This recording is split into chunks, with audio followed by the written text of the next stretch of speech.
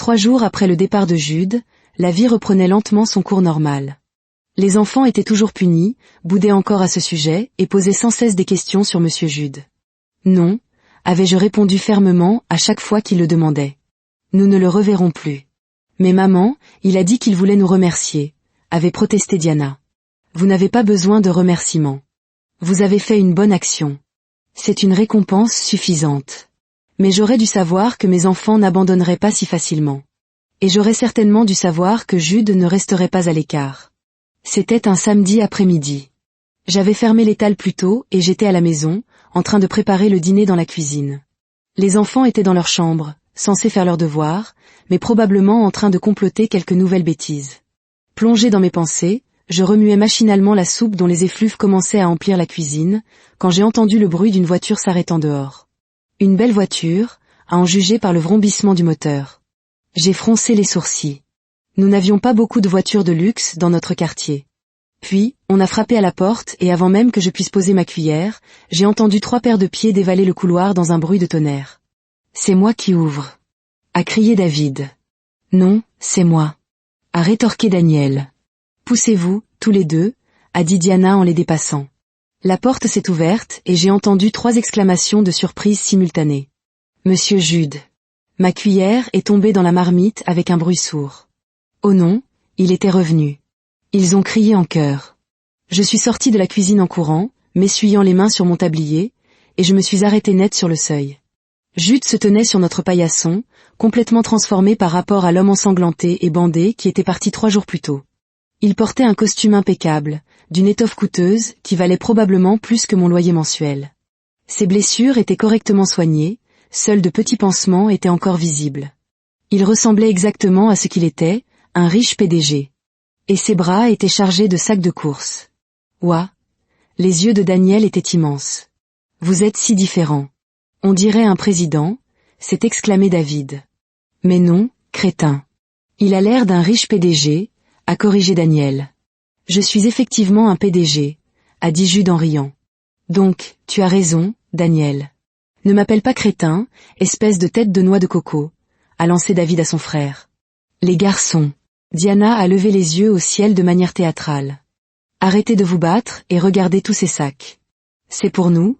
Le sourire de Jude s'est élargi. Bonjour, mes courageux sauveteurs. Je vous avais dit que je reviendrais, n'est-ce pas? Oui, ont-ils répondu en chœur. Que faites-vous ici? Ai-je demandé depuis le couloir, la voix sèche. Les yeux de Jude ont croisé les miens, et j'ai vu quelque chose vaciller dans son regard. Quelque chose qui m'a noué l'estomac, un mélange de curiosité, de calcul et de suspicion. Je suis venu vous remercier comme il se doit, vous et vos enfants, a-t-il dit. Je l'avais promis. Nous n'avons pas besoin de vos remerciements. Ce sont des cadeaux, a interrompu David, désignant les sacs avec des étoiles dans les yeux. Oui, a confirmé Jude, son regard toujours fixé sur moi. Pour 3 enfants très courageux qui m'ont sauvé la vie. On peut voir? On peut voir? Il sautait sur place. Les enfants, non. Ai-je commencé, mais Diana faisait déjà entrer Jude comme si elle était chez elle. Entrez, entrez. Ne restez pas dehors comme un étranger. Diana, ai-je sifflé. Tu ne peux pas inviter les gens comme ça. Mais maman, tu nous as appris à être hospitalier avec les invités, a dit Diana innocemment, utilisant mes propres leçons contre moi. Jude est entré dans notre petit salon et soudain, l'espace semblait encore plus exigu avec lui. Les enfants l'ont entouré. Qu'est-ce qu'il y a dans les sacs? A demandé Daniel, essayant de jeter un œil à l'intérieur. Laisse-le respirer d'abord, a grondé Diana, mais ses yeux étaient également rivés sur les sacs. La patience est une vertu, a ajouté David, bien qu'il vibrait pratiquement d'excitation. Jude a ri et a commencé à sortir des objets. David, ceci est pour toi.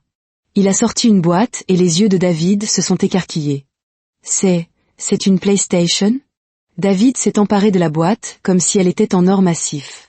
Une vraie PlayStation, pas une contrefaçon. La vraie de vraie, a confirmé Jude.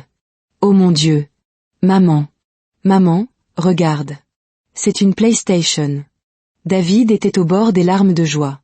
Je vois, ai-je dit sèchement, les bras croisés. Jude, c'est beaucoup trop.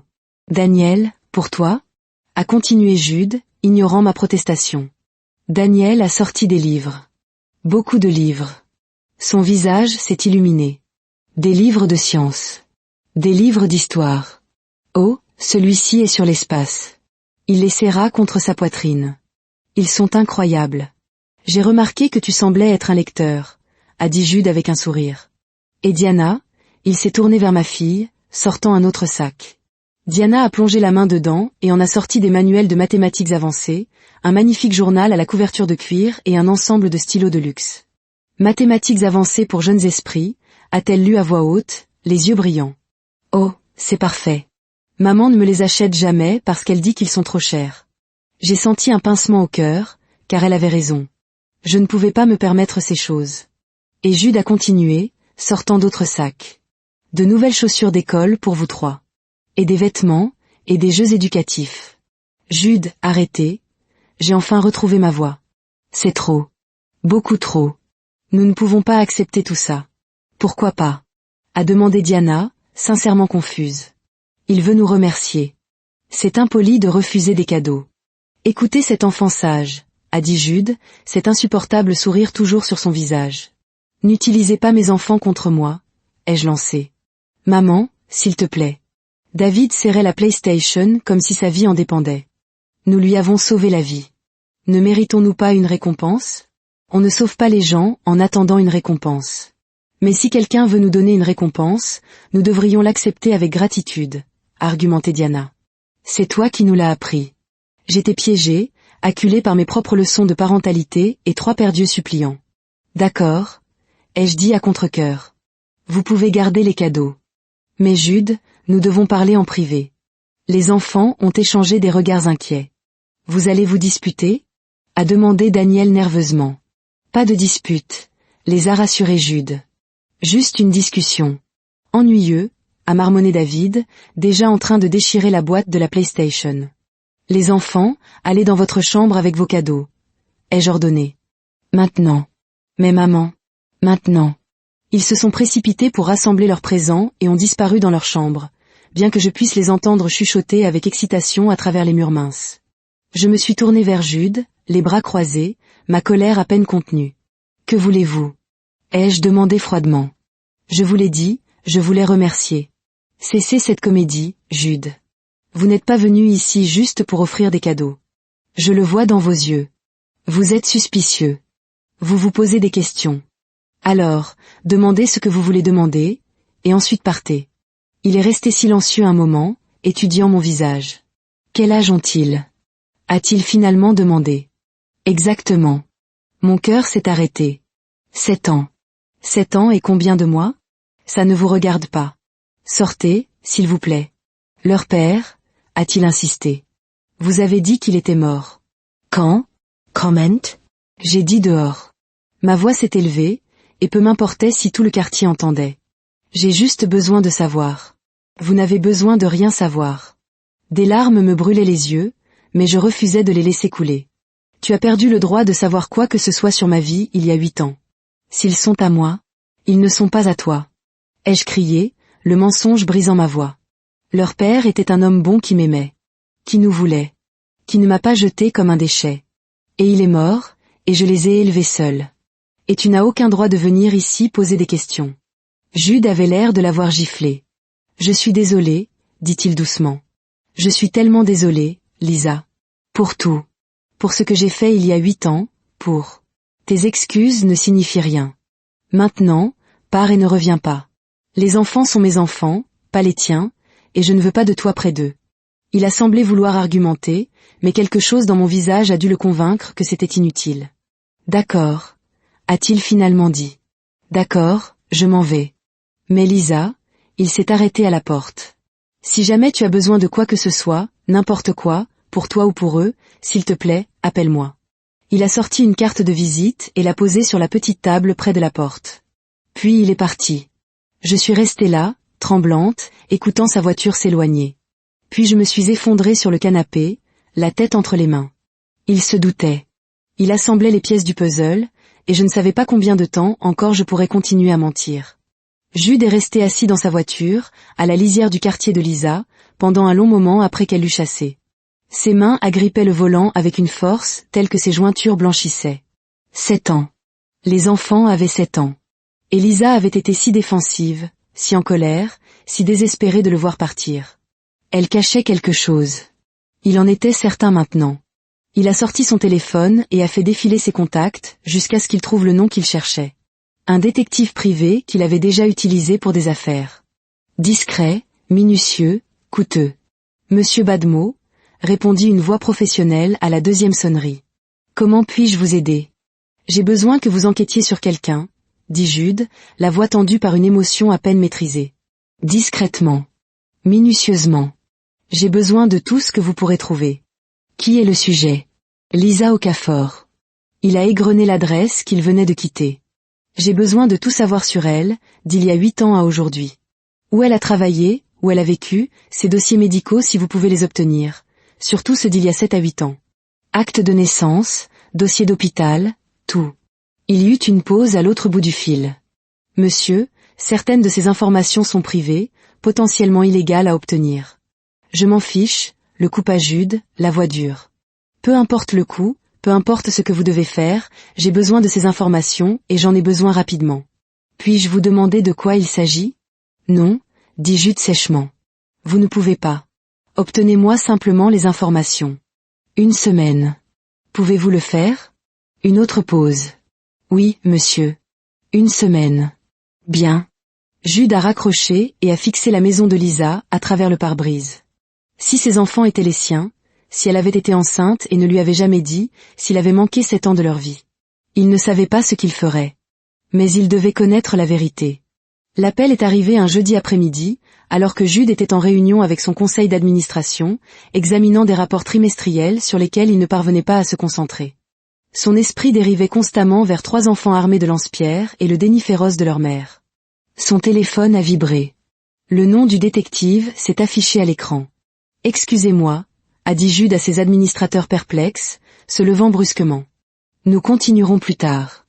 Une urgence vient de survenir. » Il a pratiquement couru jusqu'à son bureau, ignorant les regards surpris de sa secrétaire, et a verrouillé la porte derrière lui. « Dites-moi, a-t-il dit sans préambule.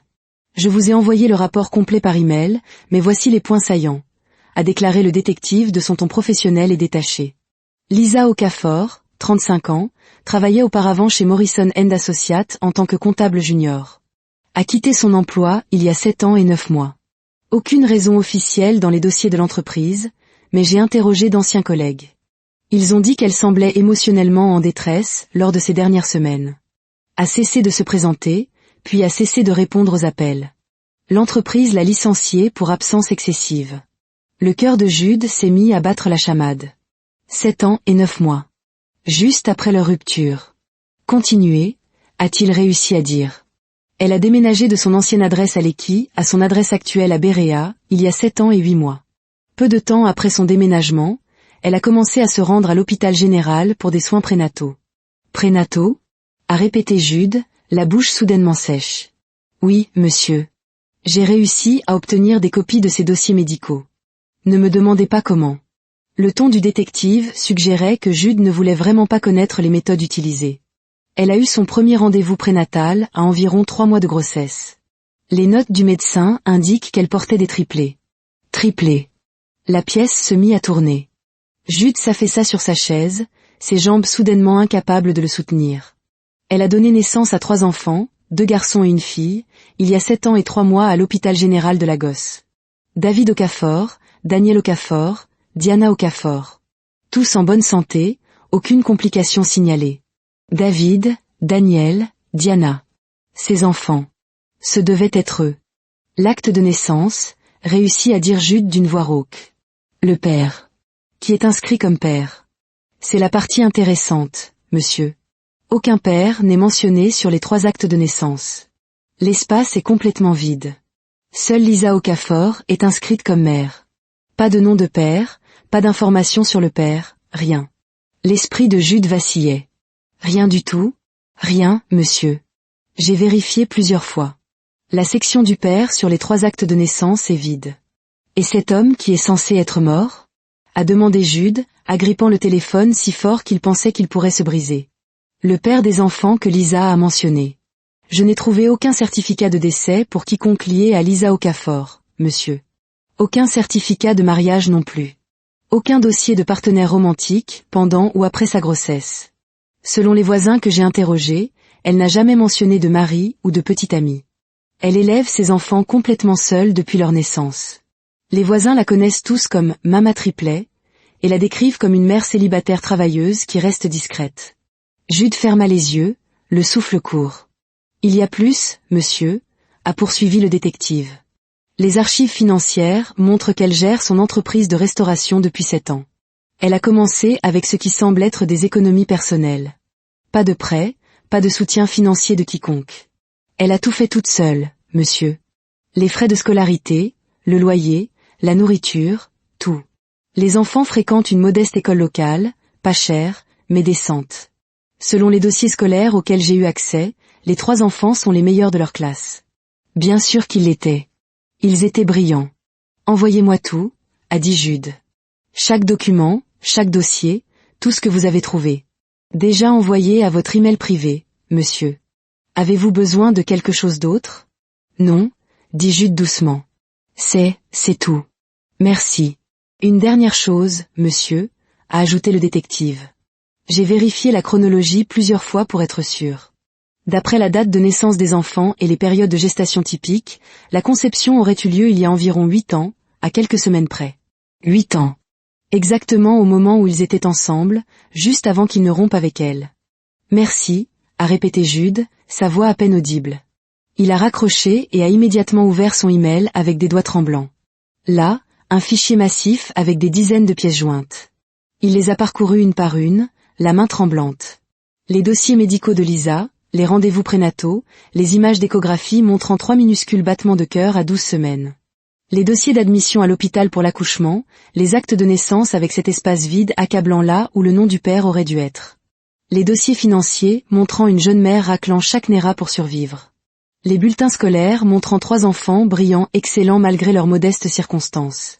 Les témoignages des voisins décrivant une femme qui s'épuisait au travail pour subvenir seule aux besoins de ses enfants. Pendant 7 ans. Pendant que lui vivait dans le confort, ignorant complètement leur existence. Il a refait le calcul encore et encore. Lisa est tombée enceinte il y a environ 8 ans. Au moment où il a rompu avec elle pour épouser Adaku Akinola. Elle a eu les bébés il y a 7 ans et 3 mois. 9 mois. Une chronologie parfaite. Ses enfants étaient les siens.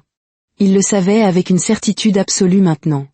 David, Daniel, Diana. Ses enfants. Ces enfants qui pensaient que leur père était mort. Ces enfants qu'il n'avait jamais tenus dans ses bras, jamais nourris, jamais bercés pour les endormir, à qui il n'avait jamais lu d'histoire. 7 ans de leur vie qu'il avait manqué. 7 ans pendant lesquels Lisa avait lutté seule. La culpabilité le frappa comme un coup de poing. Il se plia en deux sur sa chaise, un sanglot s'échappant de sa gorge.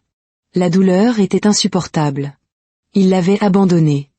Il les avait abandonnés. Même s'il n'avait pas su, même si elle ne lui avait jamais dit, cela ne changeait rien au fait que ses enfants avaient grandi sans père à cause de lui.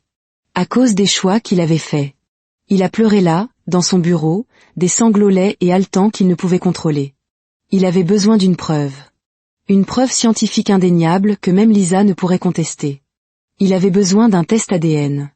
Et il savait exactement comment l'obtenir. Jude s'est de nouveau présenté chez Lisa un samedi après-midi, cette fois armé d'un plan. « Monsieur Jude !» ont crié les enfants en ouvrant la porte, se jetant immédiatement dans ses bras comme s'il était leur oncle préféré. Il a fallu toute sa volonté pour ne pas pleurer à nouveau. C'étaient ses enfants. Ses enfants qui le serraient dans leurs bras, lui faisant confiance, sans avoir la moindre idée de qui il était vraiment. « Bonjour, mes héros préférés », dit-il, la voix étranglée par l'émotion, qu'il tenta de dissimuler derrière un sourire. « Je vous ai apporté quelque chose de spécial aujourd'hui. »« Encore des cadeaux ?» demanda Diana, les yeux brillants. « Encore mieux. De la crème glacée. » Il a brandi un sac isotherme. « Il fait chaud aujourd'hui. J'ai pensé que vous apprécieriez. » Ils ont applaudi en parfaite harmonie. Lisa est apparue dans le couloir, son visage s'assombrissant immédiatement en le voyant. « Jude, que faites-vous ici? J'ai apporté de la crème glacée pour les enfants, » a-t-il dit aussi innocemment que possible. Il fait une chaleur torride dehors. J'ai pensé qu'une friandise leur ferait plaisir. Nous n'avons besoin d'eux. S'il te plaît, maman. Diana lui a fait les yeux de chien battu qui fonctionnaient apparemment sur tout le monde. C'est juste de la crème glacée et il fait vraiment chaud. On a été sages. On a fini tous nos devoirs. Lisa a regardé le sac isotherme, puis les visages pleins d'espoir de ses enfants, puis Jude avec une profonde méfiance dans les yeux. D'accord, dit-elle à contre-cœur. Mais ensuite, vous partez immédiatement. Bien sûr, acquiesçait Jude. Il a sorti des pots de différents parfums et des cuillères jetables. Il avait pris soin d'acheter des cuillères jetables. Triple chocolat pour David, parce que tu as l'air d'aimer le chocolat, dit Jude, lui tendant un pot et une cuillère. Comment avez-vous su? Alta David. Le chocolat est mon préféré. Fraise pour Daniel. Oui, j'adore la fraise. Et vanille pour Diana. Parfait, dit Diana avec satisfaction. La vanille est sous-estimée. Les gens pensent que c'est ennuyeux, mais c'est en fait le parfum le plus sophistiqué. Ils se sont tous assis dans le salon, les enfants par terre, Jude sur le canapé, mangeant leur glace et parlant. Lisa observait depuis l'embrasure de la cuisine comme un faucon, les bras croisés, ne lui faisant manifestement pas confiance une seconde. Femme intelligente. Les enfants lui ont parlé de l'école, d'un examen que Diana avait réussi avec brio. D'un but que David avait marqué au football. D'un projet scientifique sur lequel Daniel travaillait. Jude écoutait chaque mot, mémorisant tout, son cœur se serrant d'amour pour ses enfants qui étaient les siens mais ne le savaient pas. Quand ils ont fini leur glace, Jude s'est levé. Je devrais y aller. Merci de m'avoir laissé venir. Il a ramassé les pots vides et les cuillères, en particulier les cuillères, faisant très attention à savoir quelle cuillère appartenait à quel enfant. Laissez-moi jeter ça pour vous. La poubelle est dans la cuisine, a dit Lisa, les yeux plissés de méfiance. Merci, a dit Jude. Il s'est dirigé vers la cuisine. Mais au lieu de jeter les cuillères, il a soigneusement enveloppé chacune dans une serviette en papier, les étiquetant mentalement. David, trace de chocolat, Daniel, résidu rose de fraise, Diana, vanille propre, et les a glissés dans la poche de sa veste. Il a jeté les pots, mais a gardé les cuillères. Il est allé directement au même laboratoire privé qu'il avait déjà utilisé. J'ai besoin d'un test de paternité, a-t-il dit au technicien, sortant les cuillères soigneusement emballées et un échantillon qu'il avait prélevé de sa propre brosse à dents ce matin-là. Discret, rapide, l'argent n'est pas un problème. Le technicien a hoché la tête professionnellement. Combien de temps? 3 à 5 jours pour les résultats. Faites que ce soit 3. Je paierai un supplément. Ces 3 jours furent les plus longs de la vie de Jude. Il ne pouvait ni dormir, ni manger, ni se concentrer sur son travail. Le 3e jour, exactement à 14 heures, son téléphone a sonné. Monsieur Badmo, vos résultats sont prêts. Il a conduit jusqu'au laboratoire si vite qu'il a probablement enfreint toutes les lois de la circulation de la gosse. La réceptionniste lui a tendu une enveloppe scellée. Ses mains tremblaient en la prenant. Cette enveloppe contenait la vérité. L'absolue et indéniable vérité. Il retourna à sa voiture, s'assit au volant et fixa l'enveloppe pendant un long moment. Une fois qu'il l'ouvrirait, il n'y aurait pas de retour en arrière. Il prit une profonde inspiration et la déchira. Ses yeux ont balayé le jargon technique, les graphiques, les marqueurs génétiques, les pourcentages, et puis il l'a vu. 99,99%. Tous les 3. Ils étaient à lui. David, Daniel, Diana. Ses enfants. Le sanglot qui s'est échappé de sa gorge était brut et brisé. Il a pleuré là, sur le parking du laboratoire, tout son corps secoué, les larmes coulant sur son visage, incapable de s'arrêter. Ils étaient à lui. Il avait tout manqué. Leur naissance, leur premier cri, leur premier sourire, leur premier pas, leur premier mot. 7 ans. La culpabilité était écrasante, suffocante. Comment pourrait-il jamais réparer ça? Mais il savait ce qu'il devait faire maintenant. Il devait le dire à son père. Car le chef Badmo devait savoir. Il devait savoir qu'il avait 3 petits-enfants. Jude a rassemblé les résultats de l'ADN avec des mains tremblantes, a démarré sa voiture et a conduit jusqu'au manoir de son père. L'heure des comptes avait sonné. Le chef Badmo vivait seul dans le vaste manoir familial d'Ikoyi, la même maison où il avait rejeté Lisa 8 ans plus tôt. Après son AVC 2 ans auparavant, il était confiné à un fauteuil roulant. Son corps autrefois puissant était maintenant une trahison quotidienne. Cet après-midi-là, il était dans son bureau quand il entendit la porte d'entrée s'ouvrir avec une telle violence qu'elle résonna dans toute la demeure. « Père !» Le chef Badmo leva les yeux, surpris. Jude n'arrivait jamais à l'improviste. Jude fit irruption dans le bureau, le visage rouge et bouffi comme s'il avait pleuré, les yeux fous de rage et de douleur, et jeta des papiers sur le bureau en acajou avec une telle force que le bruit claqua dans la pièce comme un coup de feu. Lisez ça, dit Jude, la voix tremblante d'une fureur à peine contenue. Le chef Badmo fronça les sourcils, ses mains tremblantes saisissant les papiers. Il mit ses lunettes de lecture et commença à lire. Ses yeux s'écarquillèrent. Jude, qu'est-ce que c'est? Des résultats de test ADN, le coupa Jude, la voix glaciale. Ce sont mes enfants, père. Les miens. La femme que tu m'as forcé à quitter il y a 8 ans, elle était enceinte et je ne l'ai jamais su. Pendant 7 ans, je ne savais pas que j'avais des enfants. Le chef Badmo fixait les résultats, la bouche s'ouvrant et se fermant sans qu'aucun son ne sorte. Probabilité de paternité, 99,99%. Les mots semblaient brûler sur la page. Tu as des enfants? Réussit-il enfin à murmurer. Oui, hurla Jude, frappant des mains sur le bureau, faisant sursauter son père. 3 enfants. Des triplés. 2 garçons et une fille. David, Daniel et Diana. Ils ont 7 ans, et ils sont brillants et courageux et extraordinaires, et j'ai tout manqué. Tu te souviens il y a quelques semaines, quand j'ai été attaqué. La voix de Jude montait à chaque mot. Quand ces voyous d'Akinola ont essayé de me kidnapper. 3 enfants m'ont sauvé. 3 enfants de 7 ans avec des lance-pierres ont repoussé des hommes armés et m'ont sauvé la vie. La voix de Jude se brisa. Je n'avais aucune idée de qui ils étaient. Je me suis réveillée dans une petite maison, et quand j'ai vu leur mère, c'était elle. C'était Lisa. La femme que tu m'as dit de quitter. La femme dont tu as promis de détruire la vie si je n'épousais pas ce serpent, Adaku Akinola. Ces enfants, mes enfants, m'ont sauvé la vie, et ils ne savent même pas que je suis leur père. Lisa leur a dit que j'étais mort. Elle les élève seule depuis 7 ans dans une maison minuscule, s'épuisant au travail dans un petit restaurant, luttant pour payer leurs frais de scolarité. Et je ne savais pas. Je ne savais pas à cause de toi. Jude, je ne savais pas qu'elle était. Bien sûr que tu ne le savais pas. Hurla Jude. Parce que tu m'as forcé à rompre avec elle avant que je puisse le découvrir.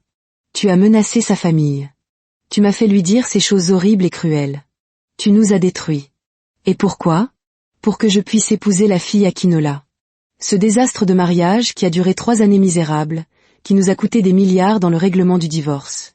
C'est pour ça que tu as sacrifié mon bonheur. C'est pour ça que tu as sacrifié mes enfants. Je pensais que je te protégeais. Me protéger?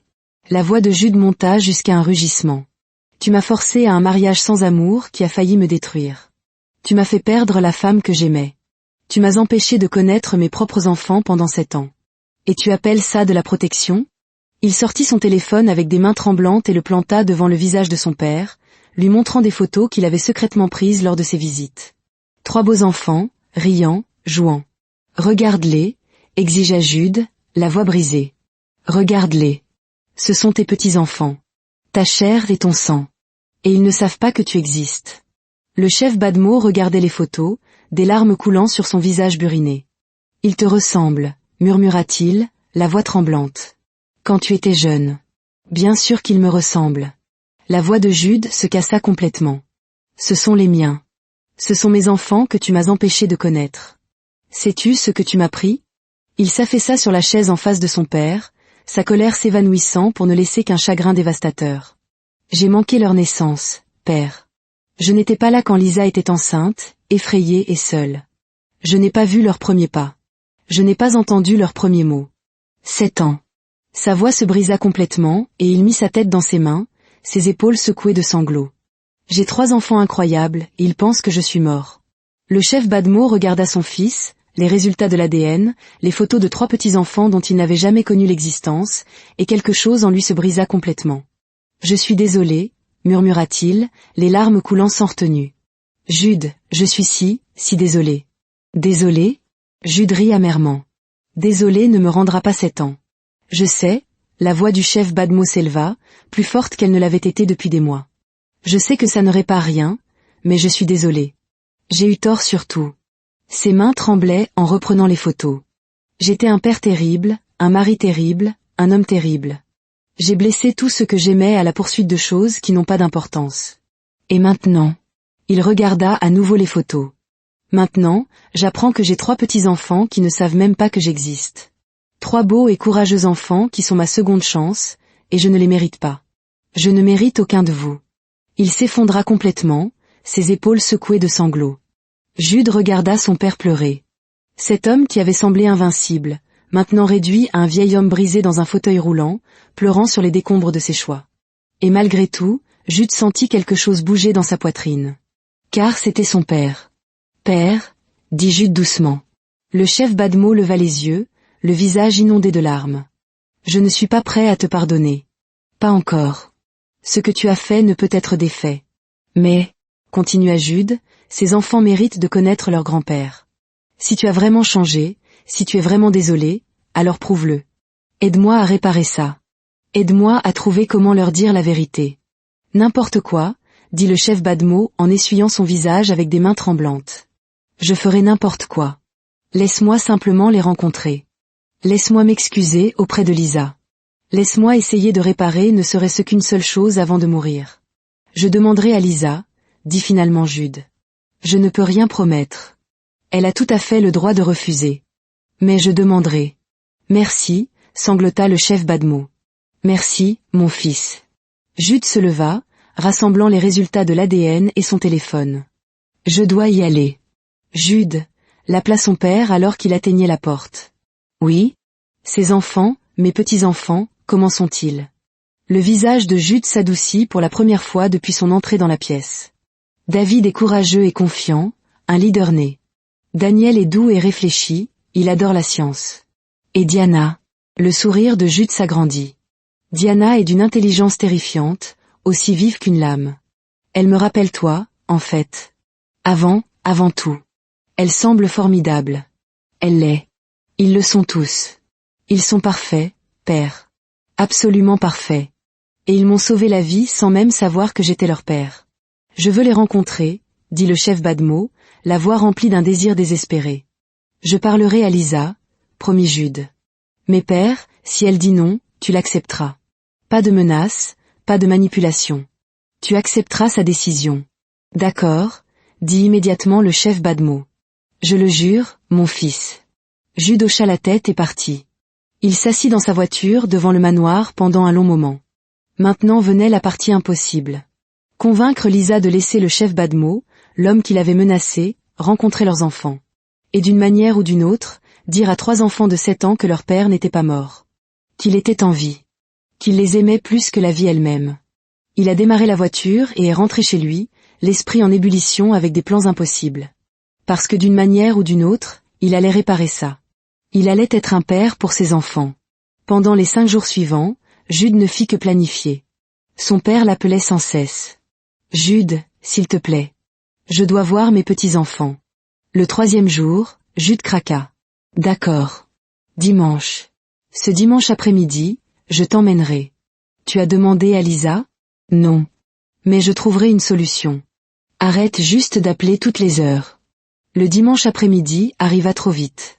À 14 heures précises, la voiture de Jude s'arrêta devant ma petite maison. Il avait amené son père sur le siège passager, le fauteuil roulant plié dans le coffre. « Tu es prêt ?» demanda Jude. « Je suis prêt depuis 5 jours. »« Allons-y. » Jude aida son père à s'installer dans le fauteuil roulant et le poussa jusqu'à ma porte d'entrée. À l'intérieur, j'étais dans la cuisine en train de préparer du riz jollof. Les triplés étaient dans le salon, se disputant bruyamment en jouant au Scrabble. La sonnette retentit. « C'est moi qui ouvre. » crièrent-ils tous les 3 en courant vers la porte. Diana arriva la première et l'ouvrit brusquement. « Monsieur Jude. » Halta-t-elle. Mais ensuite, ils remarquèrent le vieil homme dans le fauteuil roulant. « C'est qui le grand-père » demanda David avec la franchise typique de l'enfance. J'ai entendu l'agitation depuis la cuisine et suis sorti, m'essuyant les mains sur mon tablier, et je me suis figé. Ma cuillère en bois tomba sur le sol. Le chef Badmo. Après 8 ans. Mais ce n'était pas l'homme terrifiant de mes cauchemars. C'était une coquille vide, maigre, frêle, dans un fauteuil roulant. Les enfants nous regardaient, sentant la tension. Maman, la voix de Diana était prudente. Ça va? On dirait que tu as vu un fantôme. Je ne trouvais pas ma voix. Lisa, ma chère, dit doucement le chef Badmo, la voix tremblante. Puis-je vous dire un mot? Je sais que je ne mérite pas de vous parler après tout ce que j'ai fait. Mais s'il vous plaît, pardonnez-moi. Ma gorge était nouée. Je réussis à hocher la tête.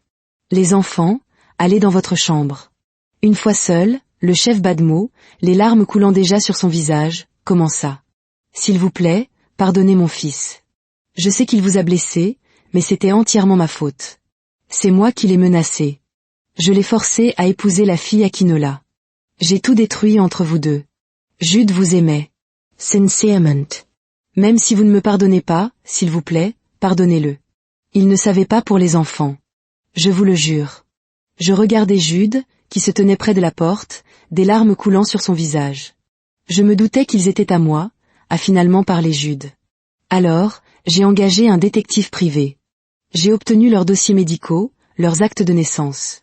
Et j'ai fait faire un test ADN. Le souffle coupé, j'écoutais. J'ai pris des échantillons quand j'ai apporté la crème glacée, a-t-il admis. Je sais que c'était mal, mais je devais savoir la vérité. Et maintenant, je sais. Ils sont à moi, Lisa. David, Daniel et Diana sont mes enfants. Il a sorti des papiers de sa veste, les résultats de l'ADN, et me les a tendus avec des mains tremblantes. Je ne les ai pas pris. Je n'en avais pas besoin. Je sais que je ne mérite pas d'être dans leur vie, a poursuivi Jude, la voix brisée. Mais je t'en supplie. Laisse-moi faire partie de la leur. Même s'ils ne savent jamais que je suis leur père. S'il te plaît, laisse-moi juste les voir. J'étais assise là, des larmes coulant sur mon visage, regardant ces deux hommes qui avaient détruit ma vie, maintenant brisés et suppliants. J'ai besoin de temps, ai-je murmuré. J'ai besoin de réfléchir. Prends tout le temps dont tu as besoin, a dit Jude immédiatement. Comme par un signal, la voix de Diana est venue du couloir. Maman, qui sont ces hommes? Pourquoi tout le monde pleure? Bien sûr, elle avait écouté. Sortez, vous trois. Les trois enfants sont apparus, l'air inquiet. Le grand-père est le père de monsieur Jude, ai-je expliqué prudemment. Et il est venu s'excuser pour quelque chose qui s'est passé il y a longtemps. Tu vas lui pardonner? A demandé Daniel, sa douce voix inquiète. Je regardais le chef Badmo, ses mains tremblantes, le remords sincère dans ses yeux. J'y réfléchis. Peuvent-ils rester pour le déjeuner? Demanda Daniel. Maman a fait du riz jollof et il y en a plein. J'ai regardé le visage plein d'espoir de mon fils, l'expression choquée du chef Badmo, l'espoir à peine dissimulé de Jude, et je me suis entendu dire, d'accord, ils peuvent rester pour le déjeuner. Et c'est ainsi que tout a commencé. Le lendemain, Jude est arrivé avec des livres. Le jour suivant, il a apporté un nouveau ballon de football. Puis du matériel de dessin, puis un télescope. Il venait presque tous les jours, les emmenant à l'école le matin, les aidant avec leurs devoirs le soir. Le chef Badmo venait aussi parfois, les divertissant avec des histoires. Mes enfants sont tombés amoureux d'eux, et lentement, douloureusement, mon cœur a commencé à s'adoucir. Un soir, environ 3 semaines plus tard, j'ai pris une décision. Les enfants, je dois vous parler de quelque chose d'important. C'est à propos de monsieur Jude, et de votre père. On sait, a dit Diana calmement. Je me suis figée. Quoi? On sait, a-t-elle répété. Monsieur Jude est notre père. On vous a entendu parler l'autre jour. On a compris. Vous avez entendu? Quand? Ce premier dimanche, quand grand-père est venu, a dit David. On écoutait depuis le couloir. Et on est intelligent, a ajouté Diana. On n'est plus des bébés, maman. On voyait la façon dont il nous regardait. On a fait le rapprochement. Pourquoi n'avez-vous rien dit? Ai-je demandé. On voulait voir si tu allais nous le dire, a dit Daniel. Et s'il allait vraiment rester? A demandé David, me regardant. Est-ce qu'il va rester? J'ai regardé leur visage plein d'espoir et j'ai senti mon cœur se briser et guérir en même temps. Oui, ai-je murmuré. Il reste. Si vous le voulez. On le veut. Ont-ils tous crié en même temps? On l'a déjà dit à tout le monde à l'école, a déclaré fièrement Diana. On a dit que notre papa est de retour. J'ai mis ma tête dans mes mains. Alors, quand est-ce qu'on emménage ensemble? A demandé David. On est censé vivre ensemble maintenant, non? Jude, qui se tenait silencieusement près de la porte, des larmes coulant sur son visage, a laissé échapper un rire étranglé et s'est agenouillé, ouvrant les bras. Les 3 enfants ont couru vers lui, et il les a serrés fort. Je suis tellement désolé, a-t-il murmuré. Je suis désolé de ne pas avoir été là. Mais je suis là maintenant, et je ne partirai plus jamais. Jamais. On te pardonne, a simplement dit Daniel. Pas vrai, les gars? Ouais, a convenu David. Tu es là maintenant. C'est ce qui compte. Ne repars plus, c'est tout, a prévenu Diana. Ou on te traquera. On a des lance-pierres. À partir de ce jour, tout a changé. Il n'y avait plus de secret. Jude venait tous les jours. Un jour, les enfants l'ont pris à partie. Tu dois aider maman, a déclaré Diana. Elle travaille trop. Alors, le lendemain, Jude s'est présenté à mon étal de nourriture, vêtu de son costume coûteux. Que faites-vous ici? Les enfants m'ont donné une mission, a-t-il dit en retroussant ses manches. Je suis là pour aider. Il a lavé la vaisselle, maladroitement, mais il était là. Et il est revenu le lendemain, et le suivant. Mes clients étaient stupéfaits. Les triplés leur chuchotaient, c'est notre papa. Il est de retour. Ils vont bientôt se marier. Un soir, Jude m'a fait une proposition. Tu es une cuisinière incroyable, Lisa. Tu devrais te développer. Ouvrir un vrai restaurant. Avec quel argent? Ai-je ri amèrement. Laisse-moi investir. En tant que partenaire commercial. J'ai réfléchi pendant 3 jours. Puis j'ai accepté. En un mois, nous avions un nouvel emplacement, du meilleur équipement, du personnel. La cuisine de Maman Triplet a ouvert avec une file d'attente devant la porte. Nous devenions une famille. 6 mois après l'ouverture du restaurant, Jude a fait une autre proposition. Emménage avec moi. Toi et les enfants. Ils méritent une meilleure maison, plus d'espace. Quand je l'ai dit aux enfants, leur réponse fut immédiate. Oui, ont-ils crié. Nous avons donc emménagé dans le manoir de Jude à Ikoyi, le même manoir où son père m'avait rejeté. Mais cette fois, c'était différent. C'était comme à la maison. Exactement 1 an après l'enlèvement, 1 an après que mes enfants aient sauvé leur propre père, Jude m'a emmené à la plage. La même plage où il m'avait demandé en mariage 8 ans plus tôt. Lisa Okafor, dit-il en s'agenouillant. Il y a 8 ans, j'ai fait la pire erreur de ma vie. Je t'ai laissé partir. Mais tu m'as donné une seconde chance. Il a sorti une bague. Veux-tu m'épouser? Veux-tu me laisser passer le reste de ma vie à rattraper les 8 années que j'ai perdues? Je l'ai regardé, cet homme qui m'avait brisé et qui me reconstruisait maintenant. Oui, ai-je murmuré. Oui. 3 voix ont crié derrière les rochers où il s'était caché. Nos enfants sont arrivés en courant, nous faisant tomber dans le sable. Enfin, a déclaré Diana. On attendait depuis une éternité. Nous nous sommes mariés 3 mois plus tard, une belle cérémonie avec nos enfants comme cortège. 2 semaines après le mariage, Jude a poursuivi Akinola en justice. Il avait rassemblé des preuves pendant des mois. Nous avons gagné. Akinola est allé en prison. La justice était enfin rendue. 2 ans plus tard, notre famille était complète. Le restaurant s'était étendu à 3 succursales. Les enfants s'épanouissaient. David était capitaine de l'équipe de football. Daniel a remporté le premier prix au concours de sciences. Diana a été élue déléguée de classe. Jude et moi dirigions l'entreprise ensemble. Partenaires en tout. Et chaque soir, nous nous réunissions autour de la table du dîner, tous ensemble, et nous parlions, rions, nous disputions et étions simplement une famille. La famille que nous aurions dû être, mais en mieux, plus forte, car nous nous étions battus pour elle. Un soir, alors que je mettais les enfants au lit, Diana m'a regardée. « Maman, es-tu heureuse ?»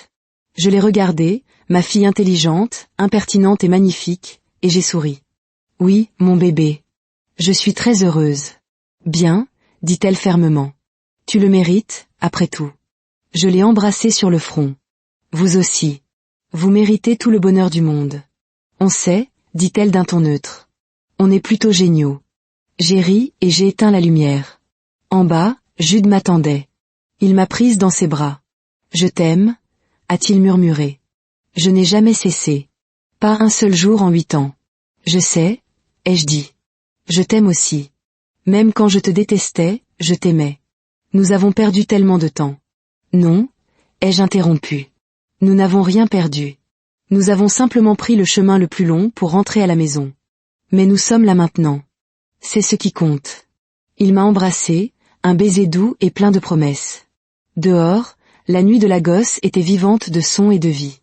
Mais à l'intérieur, dans notre foyer, il y avait la paix, l'amour et la famille. Enfin, après 8 ans de douleur et de lutte, nous avions notre fin heureuse.